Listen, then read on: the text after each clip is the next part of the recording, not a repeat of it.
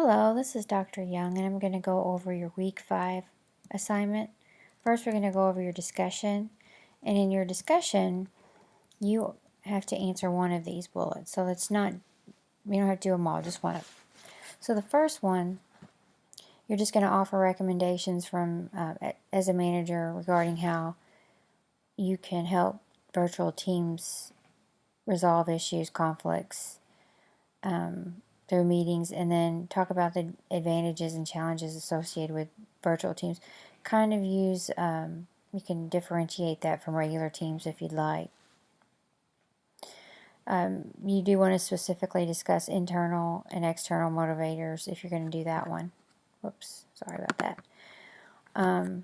If you do the second bullet, you're going to talk about how team missions can make teams work together more successfully, and how training, rules, regulations, and expectations can help teams work together. So you can talk about some types of training or guidelines that can help teams work better together.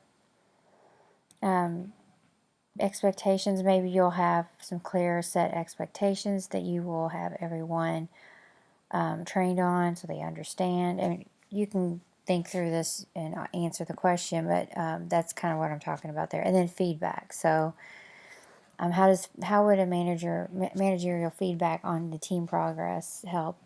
What role as the manager would be valuable for a team? Is the manager kind of a mediator? How do you offer feedback, ongoing feedback to how the team's working, milestones, or how cohesive the team seems to be? How does feedback help keep that going, the team working well together? For the third bullet, you're going to talk about how leaders communicate change. And you want to talk about scope and structure of a leadership communication program. So you need to come up, I'm sorry, you don't need to come up with, you need to talk about that. I just messed that up. Sorry about that. Let me go back there. I didn't really mean to do that. Okay. I just did it again. What was that? Okay. Describe how leadership communication is integral to change, organizational change. Because, during change that gets, a lot of times morale will plummet, and there'll be issues with maybe conflict and during this period of time. So if you're going to use this bullet, make sure that you're talking about describing a leadership communication program that will be in place to explain changes that come up through the organization. So it's kind of having a structure or plan in place. Maybe a bare bones structure might have to be modified as situations occur, but I want you to talk about that, and if you're going to use this bullet. And then the last one is how conflict is likely to occur, and assess the types of conflict, and talk about what kind of strategy of communication a leader would use to try to minimize or diminish the negative effects of conflict. So, what kind of conflict's bad? What kind of conflict's healthy, maybe? What kind of conflict might lead to opportunity? Differentiate between that, and then, describe some strategies you would use. So that's for the discussion. For the project, you have to practice effective internal communication. So you have another scenario. You have been given the task of communicating the mission, vision, and values to a new virtual team. So you have a virtual team, and you have to discuss the mission and vision in an environment where the organization has suffered a hit to its reputation. So now the team has to document best practices that are occurring across the organization as part of crafting a new positive message. So you kind of are your organization has done something to hurt its reputation. Now you are having to communicate the mission, vision, and values to a new virtual team who probably knows about it, what has happened. And so you have to communicate what you stand for and how they can help support that. It needs to be very attention-getting. You want to make sure it's something that they do not forget. It's a 12 to 15 slide Microsoft PowerPoint presentation. So make sure that you have placed the oral part of the presentation in the notes area. So again, slides are bulleted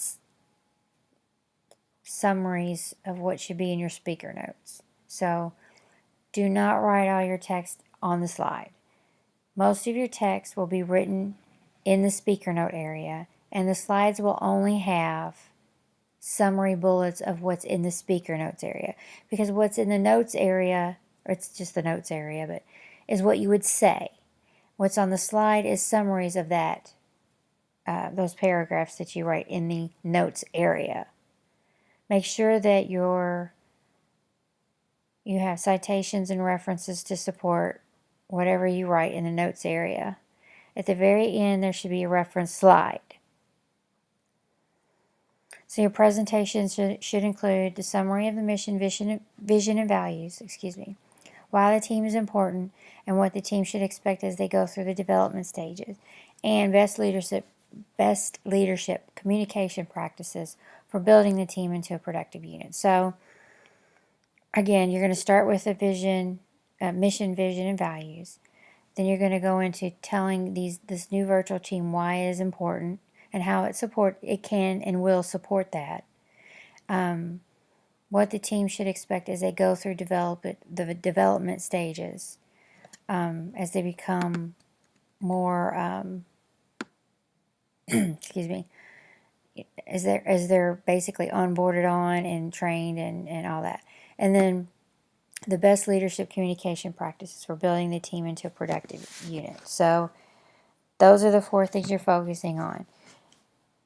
There should be a lot of information for each of those points. It is a 12 to 15 slide PowerPoint presentation. Make sure you stay focused on communication and managerial communication concepts. So whatever you've learned as far as communication, utilize it in this PowerPoint presentation. Also, you're going to create a 1-page supportive handout for the employees in Microsoft Word.